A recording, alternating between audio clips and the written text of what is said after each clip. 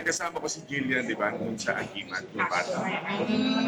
Mas na-enjoy mo. Gusto natin makatulong din ulit sa movie industry. Kumain natin yung cinema. Kaya kung gagawa man tayo ng pelikula, kailangan worth it.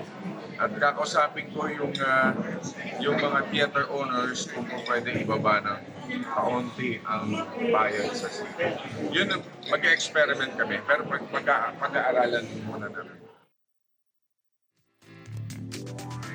Nakakatawa, di ba? Correct. Wow, bonggang ano yan, project, di ba? Pang 2024 daw yan sa sakasakali. MMFF. Ay, Metro ako Manila for Film sure, Festival. naniniwala akong papasok yan. Alam mo ba kung bakit kinuha rin dyan si Jillian Ward?